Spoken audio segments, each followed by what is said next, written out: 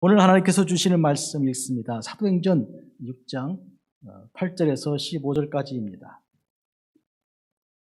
스데반이 은혜와 권능이 충만하여 큰 기사와 표적을 민간에 행하니 이른바 자유민들 즉 구레네인 알렉산드리아인 길리기아와 아시아에서 온 사람들의 회당에서 어떤 자들이 일어나 스데반과 더불어 논쟁할세 스데반이 지혜와 성령으로 말함을 그들이 능히 당하지 못하여 사람들을 매수하여 말하게 하되 이 사람이 모세와 하나님을 못 오가는 말을 하는 것을 우리가 들었노라 하게 하고 백성과 장로와 서기관들을 충동시켜 와서 잡아가지고 공회에 이르러 거짓 증인들을 세우니 이르되 이 사람이 이 거룩한 것과 율법을 거슬러 말하기를 맞이하지 아니하는도다. 그의 말에 이 나사렛 예수가 이곳을 헐고 또 모세가 우리에게 전하여 준 규례를 고치겠다 함을 우리가 들었노라 하거늘 공회 중에 앉은 사람들이 다 스데반을 주목하여 보니 그 얼굴이 천사의 얼굴과 같더라. 아멘. 오늘은 대강절 제 세 번째 주일입니다. 한 주일 후에 우리는 성탄주일 예배를 드리게 되는데요. 동시에 오늘 우리는 성경주일, 다른 말로 성서주일 우리가 지키게 됩니다. 전 세계가 함께 지키게 되고요. 특히 오늘 우리는 이 성서주일과 관계하여 오늘 주시는 하나님 말씀, 그 제목은 천사의 얼굴, 이런 제목입니다. 이 말씀을 깊이 묵상하는 동안 하나님께서 복된 은혜와 은총을 허락하실 줄을 믿습니다. 마틴 루터는 종교개혁을 진행하는 그 초기에 구약과 신약 성경을 그 원래 언어에서 당시의 현대 독일어로 번역을 하였습니다. 구약은 97, 8% 거의 99%가 히브리어로 되어 있고요. 약간이 아람어입니다. 다니엘서 2장부터 7장까지가 대부분인데요. 그리고 신약 성경은 헬라어입니다. 이 세 개의 언어로 되어 있는 이 고대어를 현대 언어로 그 당시 사람들이 읽을 수 있는 언어로 번역하였습니다. 그전에는 번역이 없었다는 얘기고요. 그전에는 이렇게 기껏해야 고대 이 로마의 언어로 된 이 라틴어까지가 있었습니다. 그러니 회중들은 들어도 무슨 말인지 알지 못합니다. 더구나 성경이 전부 다 자물통으로 다 잠겨 있었기 때문에 열쇠를 신부들만 가지고 있어서 일반 사람들은 접근하기도 어렵고 접근해도 열어도 볼 수가 없는, 뜻을 알 수가 없는 성경이었습니다. 그러나 이후에 수많은 나라 언어로 성경이 번역이 됐습니다. 2020년 9월 현재, 작년 9월 현재 구약과 신약을 포함하는 성경 전체를 전 세계의 704개의 언어로 번역이 되어 있습니다. 그러니까 성경 전서를 번역한 언어를 가진 성경을 다 모은다면 704권을 모을 수 있습니다. 그런데 신약만 번역된 언어가 있는데 구약은 번역이 안 된 모두 1551개 언어입니다. 그리고 구약과 신약의 일부 성경 말씀들이 또 다른 이에 포함되지 않은 언어로 1160개 언어로 번역이 되어서 모두 3415개의 언어가 성경 말씀의 전체 혹은 부분을 이렇게 소개하고 있습니다. 전 세계 3415개의 언어. 우리 한국말은 그 중에 하나인데요. 여러분 놀랍게도 한국어는 출판되는 성경의 그 수로 치면 이 3,415개 중에 2등입니다. 영어가 가장 많고 그 다음에 한국말입니다. 이 어마어마한 사건에 대해서 우리가 한번 깊이 생각을 해보아야 하겠습니다. 한국 교회는 존 로스 목사님이 심우하던 심양의 동관교회 조그마한 방에서 한국말 성경 번역이 이루어졌습니다. 첫 번째 한글 선역을 번역할 때 그 책 제목은 예수 성교 누가복음 전서 이렇게 되어 있는 1882년에 번역됐습니다. 누가복음이 제일 먼저 한국말로 번역이 된 것입니다. 그런데 이 한국말은 서북방언입니다. 그래서 아버지를 아바이 이렇게 번역을 했고요. 어머니를 오마니 이렇게 번역하였습니다. 이어서 요한복음이 번역이 되었습니다. 여러분, 1885년에 아시는 대로 언더우드 그리고 아펜젤러 두 명의 장로교와 감리교 선교사들이 인천을 통해 들어왔습니다. 발을 동시에 땅 하고 내려와서 발을 동시에 디뎠습니다. 장로교와 감리교가 같이 들어왔는 그때 그들이 성경을 들고 왔습니다. 신약 마가전 복음서 같은 거 해서 1885년에 이미 되어 있는 누가복음과 마가복음 같은 이런 번역된 것을 가지고 왔습니다. 이후에 1887년에 신약 전체가 번역이 되었고요. 예수성교전서라는 이름으로 이렇게 신약이 다 번역됐습니다. 존 로스 목사님, 바로 선양에 있는 동관교회, 그리고 맥킨타이어, 이응찬, 백홍준, 서상윤, 이성하 이런 분들이 참여하였습니다. 구약까지 총합된 전체 성경이 번역된 것이 1911년입니다. 창세기는 1906년에 시편과 같은 해에 번역이 되었고요. 드디어 1911년 한국 사람들은 한국말로 된 구약과 신약 성경 전서를 가질 수 있게 되었습니다. 이것을 1938년에 개역을 하였습니다. 새로 교정을 해서 순한국말로 읽을 수 있게 그렇게 하였습니다. 그리고 1957년은 점자 성경이 출간되었습니다. 시각장애를 가진 분들이 읽을 수 있게 되었어요. 1961년에 성경 전서 한글판이 나왔습니다. 보통 우리가 이제 이 오늘 개정판 가지고 있기 전에 많은 분들이 읽었던 성경이 1961년에 나온 성경책이었어요. 98년에 개정판, 오늘 우리가 읽고 있는 개역 개정판이 나왔습니다. 대부분 지금 한국 그리스도인들은 이 성경을 읽고 있습니다. 이후에 많은 다른 전과 후를 비롯해서 70년대에 나온 예를 들어서 공동번역 혹은 공동번역 개정판 같은 것이 있고요. 또 새번역, 표준 새번역, 그리고 공동번역 이런 번역판들이 나와 있습니다. 대한성서공회라고 한국 성서공회의 웹사이트를 들어가면 이런 내용이 들어 있습니다. 전 세계 성서공회와 이렇게 연결되어서 그들이 요청하는 1000개 이상의 언어로 된 성경을 다양한 형태로 보급하고 있습니다. 특별히 정치적인, 종교적인, 경제적인 이유로 성경을 보급하는데 어려움을 겪고 있는 나라에 무상으로 성경을 제작해서 보내는 일도 맡고 있습니다. 제가 해외에 나가서 보니까 성경책 다른 언어들 되어 있는 보니까 맨 뒤에 보니까 printed in Korea 이렇게 되어 있는 아주 많이 발견했어요. 한국 사람들이 그와 같이 성경을 말씀드린 것처럼 가장 많이 이렇게 출간하는 나라 랭킹 2번째입니다. 왜 성경을 번역하는 일과 그리고 그것을 출판하여 사람들에게 나누는 일이 이렇게 중요한 일일까요? 왜 그런가 하면 우리 기독교인의 신앙의 근간은 하나님의 계시이기 때문입니다. 우리가 믿는 하나님은 우리가 하나님께서 당신이 스스로 드러내 보이신 그 계시 말씀에 의존하고 있는데 계시의 핵심이 성경입니다. 자, 계시가 뭡니까? 세상에 우리가 뭘 인식하고 아는 데는 두 가지 방법이 있습니다. 하나는 내가 아는 거예요. 내가 알기 위해서 발견하는 거죠. 찾아내는 거예요. 이렇게 뚜껑을 열어보기도 하고 이렇게 뒤져보는 그것이 발견하는 것입니다. 그런데 두 번째로 계시라는 건 뭔가 하면 상대방이 알려주는 겁니다. 나에게. 그러니까 예를 들어서 내가 어떤 A라는 사람에 대해서 알고 싶은 마음이 있을 때 그 사람이 모르는 상태로 내가 그에 대해서 조사를 하는 거예요.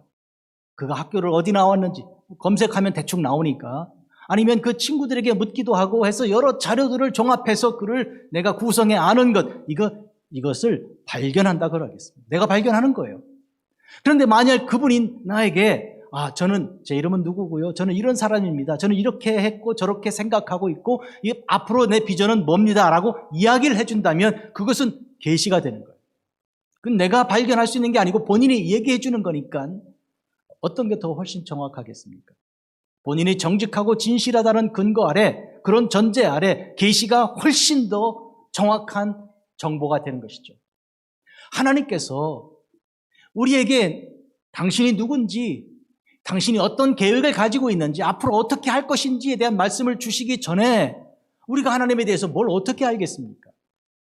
우리는 거룩하신 하나님의 지혜에 전혀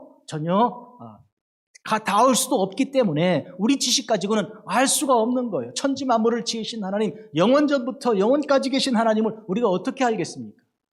그런 점에서 하나님께서 당신 자신을 말씀해 주신 것을 계시라 하고 그 계시를 통해 우리가 하나님을 아는 거예요. 근데 사람들은 두 가지로 크게 계시를 말하는데, 하나는 자연입니다. 온 천지 만물을 보니 이걸 하나님이 지으신 거 아닙니까? 그러니까 하나님의 섭리와 뜻을 우리가 알 수 있습니다. 그런데 자연 계시는 완전하지가 않아서 아무리 자연과 함께 아침과 저녁 밤새 일주일 내내 1년 평생을 사는 사람들이라고 할지라도 하나님이 우리를 사랑하시고 예수님을 우리에게 보내시고 예수를 믿으면 우리 죄가 사함받는 이 어마어마한 이 구원의 진리를 아무도 알지 못합니다. 먼저 성경 말씀을 읽고 성경을 통해 하나님께서 우리에게 예수님을 보내주신 사실, 그리고 우리의 모든 죄가 주를 통해 그 십자가 보혈로 씻음받았다는 사실을 알고 나서 자연을 보니까 그게 그렇구나. 그러므로 먼저 하나님의 말씀, 기록된 말씀인 성경이 우리에게 와야 자연이 무슨 뜻인지를 비로소 알게 되는 거예요. 그러니까 자연은 불완전하고 성경은 완전한 것입니다. 이 완전한 성경 말씀이 우리에게 온 것입니다. 이 완전한 성경 말씀은 특히 그대로 다 이루어진다는 놀라운 특징이 있습니다. 하나님은 신실하신 분이시기 때문에 말씀하신 대로 하나도 빠뜨리지 않고 그대로 다 이루십니다. 나는 내게 말씀하신 그대로 되리라고 하나님을 믿노라. 우리는 2022년 새해의 이 표어를 우리가 가지고 있습니다. 우리 교회의 사실은 창립 표어인데요. 우리가 창립하던 그해 94년에 사도행전 강해를 했고요. 이제 다시 사도행전 강해를 하고 있는데 작년에 이어서 2021년에 이어서 2022년까지 건너갑니다. 2022년 가면 아마 27장쯤 이르러서 사도 바울이 말한 바로 이 말씀, 즉 나는 내게 말씀하신 그대로 되리라고 하나님을 믿노라 아멘, 바로 이 아멘 신앙으로 연결될 것입니다. 성경 말씀은, 하나님의 계시의 말씀은 그대로 이루어지는 것입니다. 여러분, 예수님이 이 세상에 오신 것도 말씀이 그대로 이루어진 가운데, 예수님께서 가난한 자들과 병자들과 죄인들 함께 동행하시며 특히 죄인들의 죄를 용서하시고 그리고 죽은 자를 살려내시고 그 모든 죄를 다 지시고 십자가를 지신 일들은 다 하나님 말씀을 그대로 이루신 것입니다. 그러므로 구약의 모든 말씀은 다 예수님께로 집중하고 있고요. 예수님께서 하신 그 모든 일들 속에 다 완성되는 것입니다. 예수님을 잉태한 마리아가 천사가 수태고지 하였을 때, 즉 임신을 하였는데 그 아이는 성령으로 된 것이니 그 수태고지를 들었을 때 주의 여종이 오니 말씀대로 내게 이루어지이다 이렇게 고백하였습니다. 말씀대로 이루어지이다. 말씀하셨으면 될 거 아닙니까? 저는 그걸 믿습니다. 이렇게 한 것입니다. 그가 엘리사벳을 방문하여 엘리사벳이 자기 속에서 이미 임신한 지 6개월 된 그 중에 아이가 막 뛰노는 가운데, 그렇잖아요. 세례 요한이 예수님을 영접하고 그렇게 환영하며 먼저 그 길을 준비하게 되어 있잖아요. 근데 뱃속에서 먼저 뛰는 거예요. 그 엘리사벳, 그 세례 요한의 어머니가 이렇게 말합니다. 주께서 하신 말씀이 반드시 이루어지리라고 믿은 그 여자에게 복이 있도다. 그 여자가 누굽니까? 바로 당신, 마리아, 그런 뜻입니다. 마리아, 당신이 주의 말씀이 그대로 이루어지리라고 믿으니 당신에게 복이 있습니다. 하나님 말씀은 이와 같이 다 이루어져 예수님의 탄생부터 시작해서 그리고 예수님의 모든 사역 전반에 걸쳐 다 그대로 이루어지는 것입니다. 병을 고치시고 배고픈 자를 먹이시고 죽은 자를 살리시는 그 모든 일들은 구약 성경에 다 그림자로 다 보여준 일이요, 주 예수께서 이루실 일들을 구약에서 미리 보이신 것인데요. 주님께서 오병이어로 백성들을, 배고픈 사람들을 먹이신 이후에 당신께서 생명의 양식이라고 말씀하시고 당신의 살을 주어 우리를 영원히 살게 하겠다는 말씀하셨을 때 듣기가 어렵고 이해하기가 어려운 거 아닙니까? 사람들이 떠나기 시작할 때 그때 너희도 가려느냐? 요한복음 6장 67, 68절입니다. 제자들에게 주께서 물으셨습니다. 그때 시몬 베드로가 대답을 하였죠. 영생의 말씀이 주께 있사오니 우리가 누구에게로 가오리까? 예수님에게 영생의 말씀이 있는 것을 시몬 베드로가 알았습니다. 물론 완전한 깨달음이 성령이 임하여 완전히 깨닫는 건 채 아니지만 그러나 주 예수께서 영생의 말씀을 가지고 계신 것을 베드로가 알았습니다. 또한 예수님께서 당신의 몸으로 세우신 교회가 하나님의 교회가 하나님 말씀을 붙들고 말씀을 순종하면서 앞으로 전진해 나갔습니다. 환난도 핍박도 있었으나 그러나 말씀만 의지하고 나갔습니다. 사도행전 5장 14절 믿고 주께로 나오는 자가 더 많으니 남녀의 큰 무리라 했습니다. 예수님의 이름으로 오늘 보면 주의 제자 중에 하나인 스데반이 공회에 잡혀갔습니다. 거짓 증인들이 나서서 스데반을 공격합니다. 이 일은 바로 전에도 있었고 그리고 예수님께서 예고하신 바가 있습니다. 이 모든 일들은 기뻐하고 즐거워할 일들이라고 하셨습니다. 마태복음 5장 11, 12절이죠. 기뻐하고 즐거워하라. 왜요? 이미 구약에 있는 예언자들도 그와 같이 주 예수를 미리 증거함으로 오실 주님을 메시아를 증거하다가 그와 같은 핍박을 당하고 환난을 당하였다는 것입니다. 그런 의미에서 오늘 이 스데반 그는 말씀이 그대로 된다는 것을 믿는 믿음 안에서 그 말씀을 증거하는 자요. 그 말씀을 증거하는 중에 이런 고난과 환난을 당하고 있습니다. 한데 고난을 당하고 환난을 당하면 사람이 얼굴이 당혹감이 생기고 그리고 두려움이 얼굴에 가득하게 되고 걱정이 쌓이는 것입니다. 한데 이 스데반의 얼굴은 전혀 다른 얼굴이었습니다. 천사의 얼굴과 같았다 했습니다. 이 도대체 어찌 그렇게 된 일입니까? 이런 불의한 대접을 받고 억울한 일을 당하고 있는 이 스데반의 얼굴의 그 천사의 얼굴과 같은 이것이 오늘 우리에게 주제가 되고 숙제가 될 것입니다. 이 평강, 이 내용을 오늘 본문 말씀을 통해 읽겠습니다. 8절입니다. 스데반이 은혜와 권능이 충만하여 큰 기사와 표적을 민간에 행했습니다. 보세요. 은혜와 권능이 충만했습니다. 이 은혜와 권능은 하나님의 성령으로 임하는 것입니다. 예수님께서 오직 성령이 너에게 임하시면 너희가 권능을 받고 이렇게 말씀하셨습니다. 권능은 힘입니다. 그 힘은요 성령께서 주시는 가운데 임하는 것이죠. 인간의 육신으로 우리가 힘이 나는 것이 아닙니다. 사람을 그리고 반대하는 사람을 원수들과 둘러싸여 있는 그런 상황에서도 힘을 낼 수 있는 궁극적인 힘은 성령으로부터 나는 것이 분명하고도 확실한데 이 스데반이 그와 같이 성령의 사람입니다.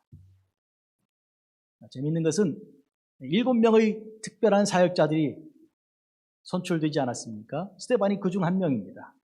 그런데 그들은 그 사역이 과부들을 돌보고 그들을 섬기는 일로 특별히 부르심 받은 것인데 오늘 보니까 스데반은 그 일로만 국한된 것이 아니고 그 일의 그 범위가 넓어져서 성령과 그 지혜와 또 권능으로 충만한 가운데 기사와 표적을 민간에 전한 것이죠. 기사와 표적이란 건 무엇입니까? 예수님께서 당신의 이름으로써 일어날 일들을 말씀하신 것이 아닙니까?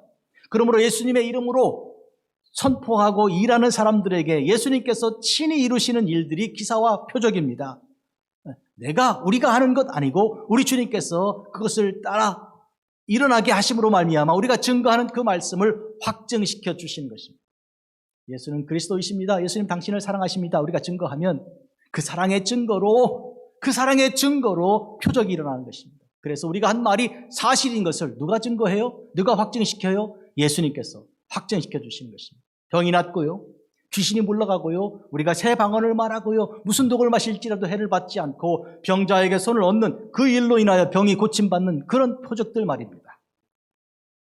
확실히 초대교회는 사실은 그 사도들만 아니고요, 7 집사들만 아니고 모든 사람들이 다 한결같이 예수 그리스도의 제자로서 주께서 주신 그 은혜와 사랑의 그 명령을 다 준행하는 가운데 이와 같이 성령에 충만하고 지혜가 가득하고 그리고 표적과 기사가 막 일어난 그런 교회였습니다.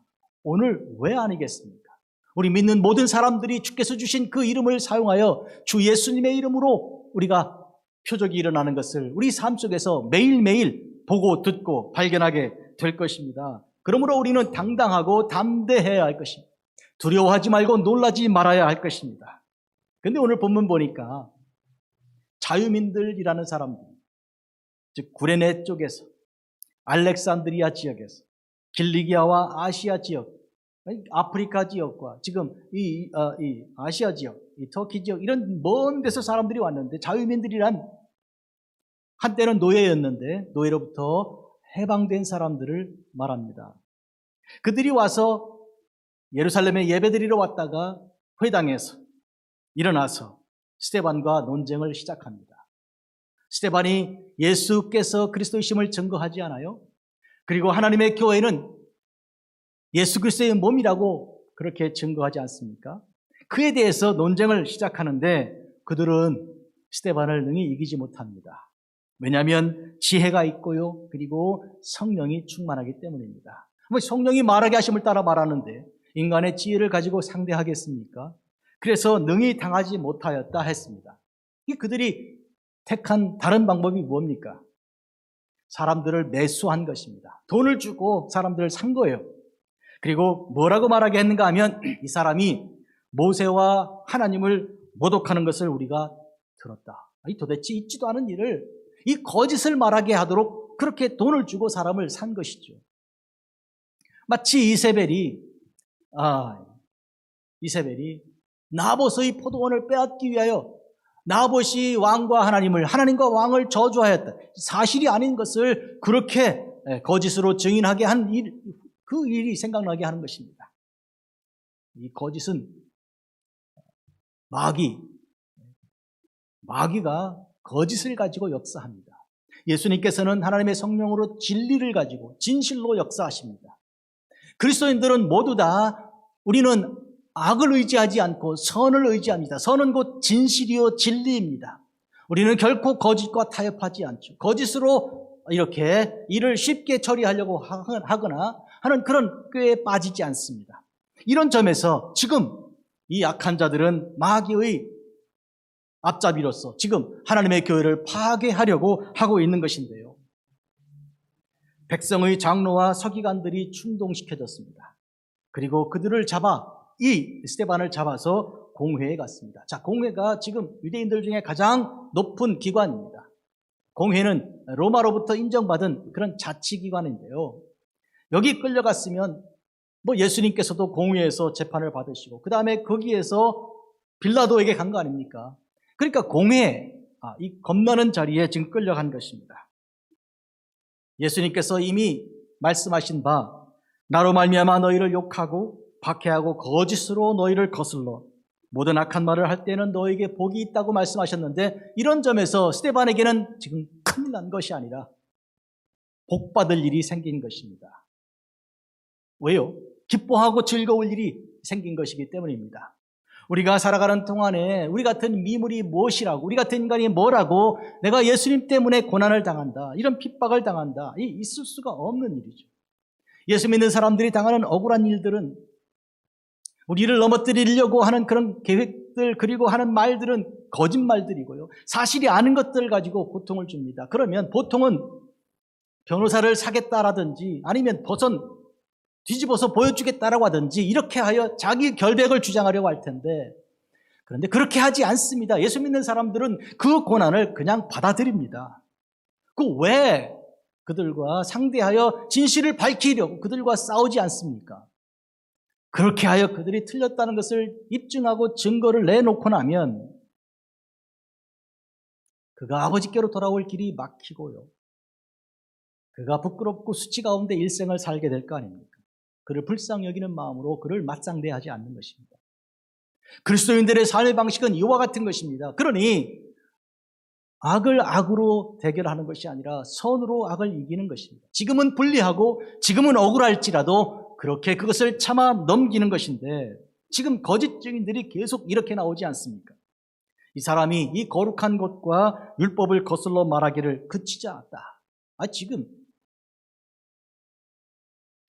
모세와 하나님의 율법에 대해서 말하고 나서 지금 이 성전까지 포함을 시켜서 거짓말의 내용에 포함을 시키고 있습니다. 예수 그리스도의 제자로서 스데반은 절대로 하나님의 성전 그리고 율법을 거슬러 말한 적이 없습니다. 그런데 거짓 증인들이 나서서 그와 같이 그의 말에 이제 그가 악한 자라고 그와 같이 율법과 성전을 거역했다고 말합니다. 또 그들은 이렇게 말합니다. 나사렛 예수가 이가 전하는 나사렛 예수가 이곳을 헐고 또 모세가 우리에게 전해준 규례를 다 고쳐버리겠다고 했다는 것 우리가 들었다. 이것 또한 사실이 아니죠. 지금 거짓에 거짓을 더하고 또 더하여 계속하여 공격을 하고 있는데요. 보통 이렇게 되면 어떻게 됩니까? 사람들이 사실이 아니잖아요. 그런데 계속하고 또 하고 또 하면 마치 파도가 몰려오고 몰리고 또 몰리면요. 얼굴이 변하고요.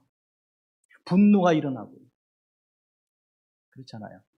그런데 보니까 여기 공회에 앉은 사람들이 그렇게 말하면서 이 스데반을 주목해 보니까 놀랍게도 그의 얼굴이 천사의 얼굴과 같았다.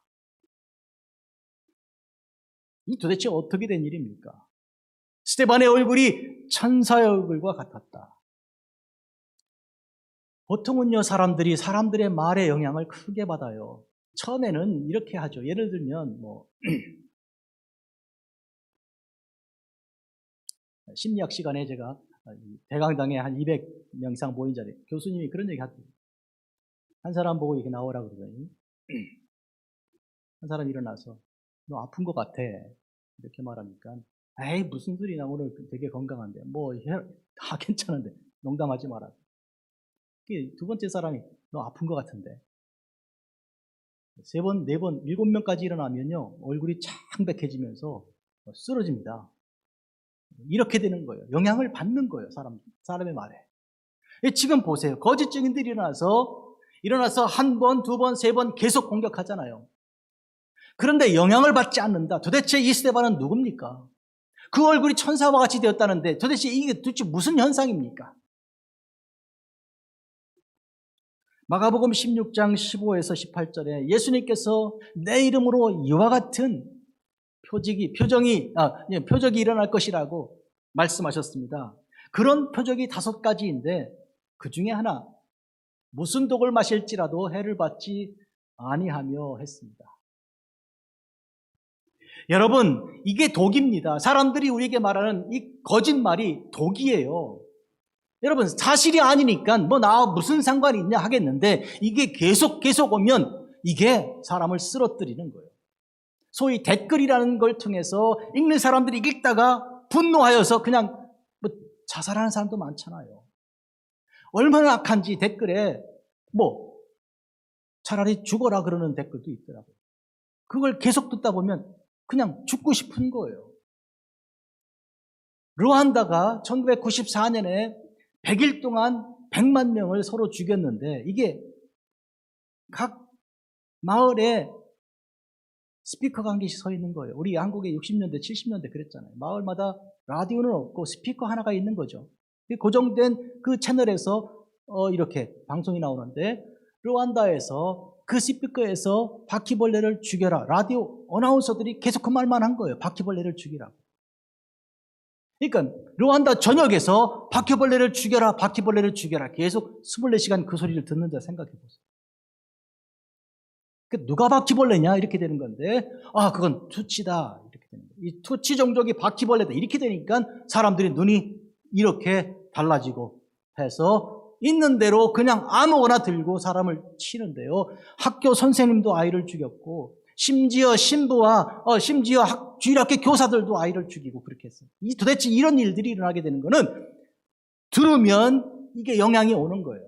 우리가 눈으로 보는 것과 귀로 듣는 것과 이것들이 우리 속에 와서 우리를 역사하게 되면 우리가 그에 대해 깜짝도 못하고 달싹도 못하게 되는데, 첫 번째 나타나는 것이 얼굴 표정이에요. 얼굴이 하얗게 질리고 분노로 일그러지게 되고요, 흉측하게 되고요. 그런데 이 스데반은 어떻게 된 것입니까? 전혀. 도리어 천사의 얼굴과 같았다. 하나님의 성령이 그에게 임재하여 하나님의 성령의 지혜와 역사와 은혜가 그에게 충만했기 때문입니다. 그에게 권능이 있었기 때문입니다. 그 권능으로서 악한 자의 그 악한 것을 마셔도 들어도 보아도 영향을 미치지 못하도록 그렇게 하나님께서 역사하신 것입니다. 우리는 이를 통해 분명히 알아야 하는 것이, 그 성령께서 우리와 함께 계시면 우리는 주 예수 그리스도의 이름으로써 세상에 주는 모든 악한 말들을 다 이겨낼 수 있습니다. 지금 교회에 대해서, 목회자에 대해서, 그리스도인들에 대하여 세상이 말하는 말들이 얼마나 악독합니까? 그런 말들을 우리가 이길 수 있는 것은 하나님의 영의 역사입니다. 누가 우리를 그리스도의 사랑에서 끊으리요? 환난이냐, 곤고나, 박해나, 기근이나, 적신이나, 위험이나, 칼이랴. 로마서 8장 35절입니다. 그리스도의 사랑에서 우리는 끊어지지 않습니다. 그리스도의 사랑과 연결되어 있습니다. 그러므로 우리는 혼자 당하는 것이 아닙니다. 주 예수께서 나와 함께 계십니다. 내가 사망의 음침한 골짜기로 다닐지라도 내가 해를 두려워하지 않는 것은 주께서 나와 함께 하심이라. 그 끈이 끊이지 않았기 때문에 두려움이 없는 것이죠. 무슨 두려움이 있습니까? 주께서 나와 함께 있는데. 나는 내게 말씀하신 그대로 드리라고 하나님 믿노라 한 바울은 그 앞서 한 말이, 그러므로 여러분이여 안심하라. 겁내지 마라. 지금 하늘이 보이지 않고 해도 보이지 않고 달도 보이지 않고 먹을 것 먹지 못한 이 풍랑 가운데 어떻게 될지 모르는 그런 가운데 있으나, 분명하고도 확실한 것은 하나님이 나를 로마에 가 황제 앞에 서야 한다고 말씀하셨으니 나는 역 죽지 않습니다. 여기는 내 무덤이 아니요. 두 번째로 여러분들을 내 손에 맡긴다 했으니 내가 책임집니다. 나를 따르시오. 나는 내게 말씀하신 그대로 될 것을 믿습니다. 이렇게 선포한 것입니다. 사랑하는 성도 여러분, 그런 의미에서 주께서 나와 같이 계시다고, 내가 섬기는 하나님의 사자가 내게 말씀했다고 바울이 말하며 그 말은 그대로 이루어진다고 그는 증거한 것입니다. 성서주일에, 성경 말씀을 기억하는 그 성경주일에 오늘 우리가 깊이 생각해야 할 것은, 우리가 말씀이 그대로 이루어지는 말씀을 오늘 우리에게 주사 그 말씀을 가지고 확증하게 하신 것입니다. 아직도 말씀이 없이 사는 사람들에게 하나님 말씀을 번역해서 출판하여 그들의 손에 주는 이 아름다운 선교 사역을 우리가 감당하고 있지 않습니까?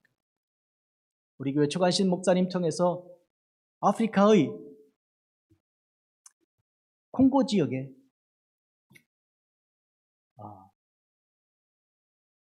언어가 없는 그 부족들에게 한국말을 통해 그들의 언어를 살려 그들이 읽을 수 있고 이해할 수 있게 하는 그런 역사를 이루고 있지 않습니까?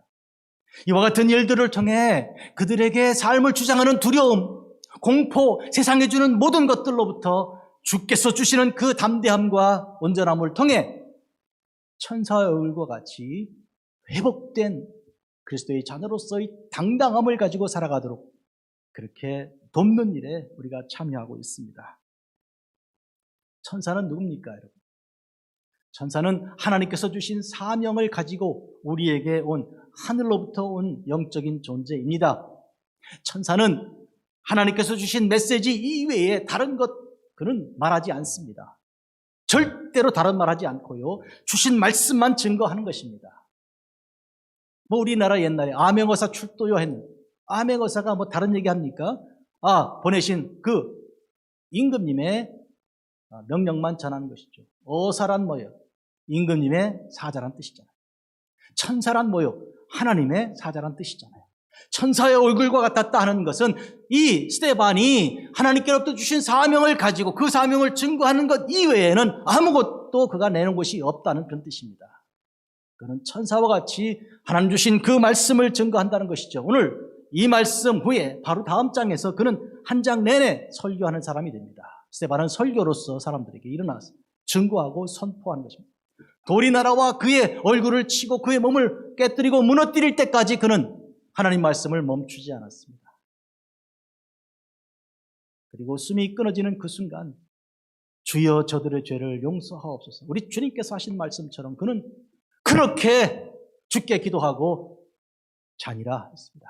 그는 죽은 것이 아니고 잔다고 성경은 썼습니다. 사랑하는 성도 여러분, 오늘 이 천사의 얼굴을 가진 이 스데반을 한번 생각해 보겠습니다.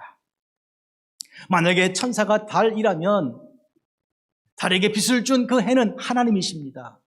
천사의 얼굴이 빛난다면 그 빛은 하나님의 주신 그 빛이죠. 지금 스데반의 얼굴에 빛나는 것은 그의 속에서 나오는 확신과 자신감이 아니고요, 하나님께서 주신 그 사명입니다. 그건 말씀이죠.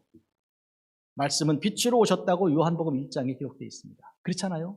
말씀은 빛입니다. 빛은 곧 사람들의 뭐라고요? 생명이라. 그런 의미에서 오늘 우리 성서주일에 빛으로 우리에게 오신 그 생명으로 오신 우리 주님을 가진 우리의 삶이 어떻게 달라져야겠습니까? 세상의 근심, 걱정, 염려로 인하여 얼굴이 일그러지거나 우리를 비방하고 욕한다고 해서 그것 때문에 우리가 진노하고 화내는 것이 아니라 오로지 하나님께로부터 주신 그 은혜를 따라 우리가 얼굴이 달라지는 거예요. 요새 쓰는 말들 중에 인플루엔서란 말이 있어요. 사람들에게 영향을 끼치는 사람이란 얘기죠. 대단합니다. 추종자들이 얼마나 많아요. 그 사람들 다 인플루엔서, 그 사람 밑에 영향 아래에 있는 거예요. 우리는요, 우리의 인플루엔서는 누굽니까? 하나님이시죠. 우리는 부르심 받았으니까. 그런 점에서 오늘 스데반이 천사의 얼굴을 했다는 것은 그때 그 상황에서 거짓이 계속 몰려오는 그런 상황에 억울하고 안타깝고 슬프고 두려운 그런 상황이 있지만, 그러나 그는 천사의 얼굴을 하나님께로부터만 영향을 받지 인간에게 영향을 받지 않는다, 이렇게 된 거예요. 예수님께서 우리를 소금과 빛이라고 하셨습니다. 여러분, 우리가 세상에 있는 소금과 빛이라고 하셨지 소금과 빛을 딴 데 둔다고 안 하셨습니다. 세상에 있다고. 너희는 세상에 소금과 빛이라고. 그러면 여러분, 우리가 세상에 있는 소금과 빛이면 세상은 뭡니까? 세상은 소금인가요? 빛인가요? 아니죠. 세상은 빛도 아니고 소금도 아닙니다. 한데 우리가 세상에 빛으로 소금으로 사는 거예요. 분명히 우리는 다르잖아요. 우리는 다른 존재입니다. 우리의 아이덴티티는 분명히 다른 거예요. 우리는 소금이고 우리는 빛입니다. 그런데 우리가 세상에 파송받은 것이죠. 뭐 하라고요? 받은 사명이 있으니 천사와 같이 그 사명을 증거하고 전하는 것이죠. 하나님 말씀을 전하는 것 이외에 다른 것 없는 거예요. 마치 광야에서 외치는 자의 소리로 세상에 존재했던 세례 요한처럼 우리는 외치는 자의 소리로 세상에 있는 거잖아요. 이것이 소금이고 빛입니다.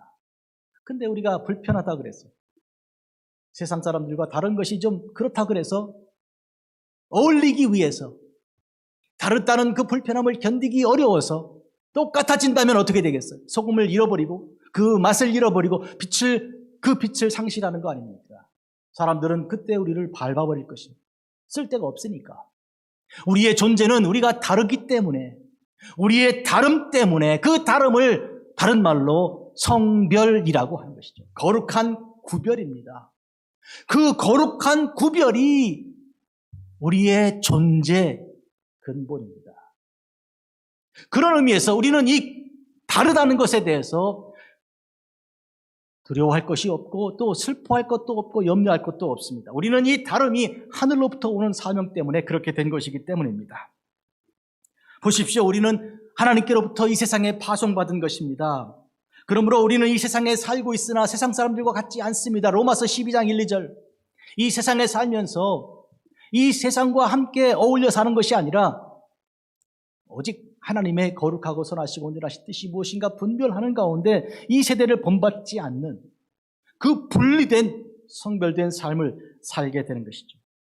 스데반의 얼굴을 다시 생각합니다. 그는 독서를 들었습니다. 거짓 증인들의 얼굴들에 둘러싸여 있습니다. 추한 얼굴들이죠. 상대는 또한 셀 수 없이 많고 권력을 가진 자들입니다. 그들의 말, 그들의 이제 하는 그 행동들 뒤에는 권력이 뒷받침하고 있습니다. 그는 또 혼자 아닙니까? 그런데 그는 스트레스 대신 얼굴에서 빛이 빛나고 있었습니다. 사람들의 얼굴을 생각해 보겠습니다. 여러분 얼굴 한번 보십시오. 매일매일 얼굴 보지 않아요? 링컨은요, 사람이 나이가 40이 되면 자기 얼굴을 책임지라고 했습니다. 근데요, 나이가 50이 되고 60이 되고 70이 돼도 사람은 절대로 자기 얼굴을 책임질 수가 없어요.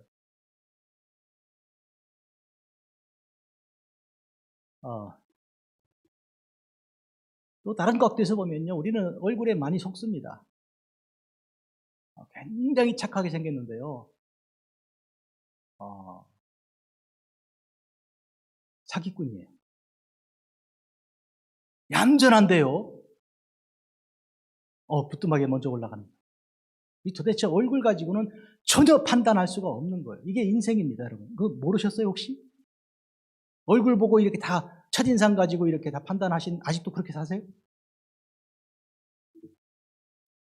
소위 명상의 종교 창시자들 보십시오. 그들의 얼굴은 굉장히 평안합니다. 그 왜 요새는 홈굿즈 이런 데 가면 왜 그 얼굴 그 머리들을 이렇게 잔뜩 이렇게 파는지 모르겠어요. 사람들이 그걸 사다가 집에다 전시하고 이렇게 하죠. 그 편안한 얼굴은 보는 사람들이 흐뭇해할 정도. 근데 예수님의 얼굴은 어떤가요? 예수님의 얼굴은 평강을 주신다고 하시는 예수님의 얼굴은 평강이 없어요.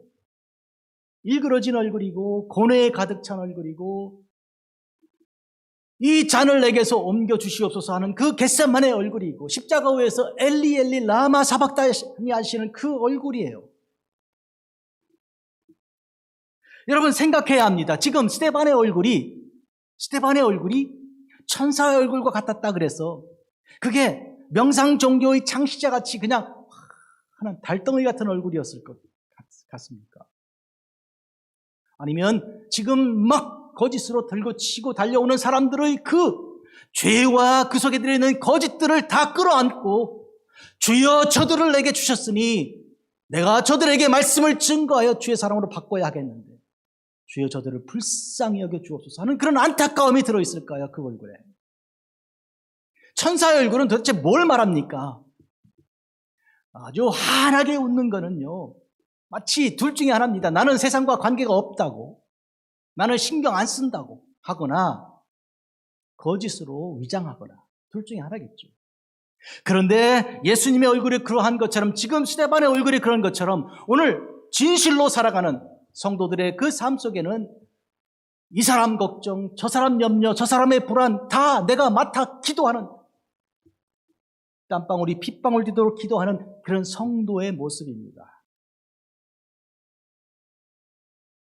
이후에 여호와의 말씀이 환상 중에 아브라함에게 임하여 이르시되 아브라함아 두려워하지 마라. 나는 네 방패요 너희 지극히 큰 상급이니라. 하나님께서 창세기 15장 1절에 말씀하셨습니다. 아브라함이 두려움에 빠져 있었습니다. 상황과 환경과 여건을 본 것이죠. 그러나 하나님께서 뭘 보라고 하셨습니까? 나를 보라. 나를 생각하라. 내가 방패야. 그리고 내가 너의 상급이야. 내가 너의 상급이란 말은 무슨 얘기입니까? 너는 나만 있으면 다 되는 거야. 염려 없어. 우리는 이런 의미에서 주 예수보다 더 귀한 것이 없네. 예수님만 나와 함께 계시면 나는 아무 데에 가도 관계없이 나는 행복할 수 있고요. 무슨 일을 만나도 만사형통하여. 믿습니까? 예수님만 나와 함께 계시면. 왜냐하면 나의 인플루언서는 나에게 영향을 주고 나의 삶을 방향을 결정하는 것은 사람이 아니고 세상이 아니라 오직 예수님이기 때문이죠. 그 예수님이 나와 같이 계시고 내게 약속을 주시기를 이 약속은 이루어진다고 성경 말씀을 주신 거 아닙니까? 저는요 성경 말씀을 붙들고 하나님 말씀을 날마다 읽고 묵상하면서 오늘까지 살아오는 동안에 이 약속을 내게 주신 하나님을 영원히 사랑할 수 있고 찬양할 수 있다는 것에 대해서 감사합니다. 사랑하는 성도 여러분, 분명하고도 확실한 것은 성소주일에 또한 말씀대로 이 땅에 오신 우리 예수님을 기억하는 대강절 세 번째 주일에 특별히 기억해야 합니다. 하나님께서 우리에게 말씀을 주셨어요. 세상에 가장 행복한 사람은 약속을 가지고 있는 사람이잖아요. 약속이 없는 사람은 가장 불행하지 않아요. 오늘 우리는 약속이 있습니다. 구약이 있고 신약이 있잖아요. 오래된 약속이 있고 새로 된 약속이 있는데 다 예수님을 중심으로 주신 약속이잖아요. 주께서 내가 너와 함께 할 것이다.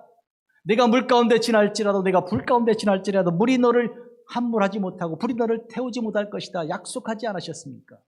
그 약속을 믿는 거예요. 스데반처럼 거짓에 둘러싸여 있고 모함하며 사람들이 이와 같이 고통을 주는 두려운 자리에 끌고 가 공회에 서 있을지라도 혼자 있을지라도 염려할 것이 하나도 없습니다. 오늘 사실 저는 설교 제목을 스데반의 얼굴이라고 했다가 원고 후반부에 천사의 얼굴로 수정하였습니다. 사실 그때 사람들이 본 것은 저들이 때리고 함부로 할 수 있는 스데반의 얼굴이 아니었고요. 그들이 천사의 얼굴을 본 거예요. 그들 속에 두려움이 임하기 시작합니다. 하나님께서 보내신 사람이구나 하는 두려움이죠. 그와 같이 우리의 얼굴을 천사의 얼굴로 바꾸어 주시는 우리 하나님을 이 시간 우리는 찬양합니다. 사랑하는 성도 여러분, 우리는 원래 흙덩어리 아니었습니까? 진흙이었어요. 하나님께서 당신의 손으로 빚어 만드시고 우리 코에 생기를 불어넣으사 인간이 생명이 되게 하신 거예요. 우리는 본래 아무것도 아닌 거예요. 그러나 우리가 주 안에서 지음받아 우리는 하나님의 형상으로 지음받아 하나님의 사명을 가지게 된 거예요. 그때 우리는 어떤 명령을 받았습니까? 창세기 1장 26절 28절까지 내가 지은 모든 것들을 다스리라 하셨습니다. 뭘로 어떻게 다스려요? 하나님 주신 말씀을 전하는 걸로 다스리는 거예요. 골짜기 쌓인 뼈다귀들에게 하나님께서 에스겔에게 뭐라고 말씀하셨습니까? 명령하라. 명령으로 저들의 절망과 죽음을 다스리라 이렇게 하신 거예요. 그래서 말씀하신 대로 에스겔이 대언한 거 아니에요. 대언한 거예요. 대신 전파. 그랬더니 뼈들이 툭툭툭 일어나잖아요. 다스린 거죠. 여러분들은 어떤 말로 살아가셔야 되겠습니까? 사람들이 겁을 주는 대로 겁먹고 내 속에서 나오는 겁을 가지고 말을 해야 되겠습니까? 그러면 살려달라고 하겠죠. 그러나 그게 아니고 하나님께서 주시는 말씀을 가지고 증거하면 뭐라고 증거해야 되겠습니까? 회개하라고 하겠죠. 어떻게 하시겠습니까? 살려달라고 비시겠습니까? 회개하라고 선포하시겠습니까? 기도하겠습니다. 거룩하신 아버지 하나님, 우리를 사랑하사 복 주신 주를 찬양합니다.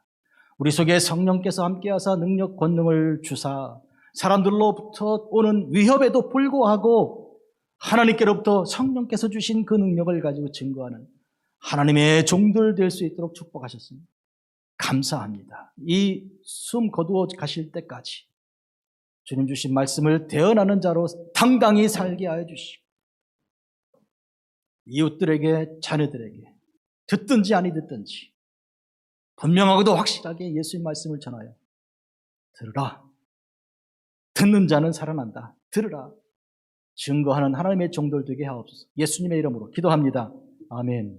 하늘에 계신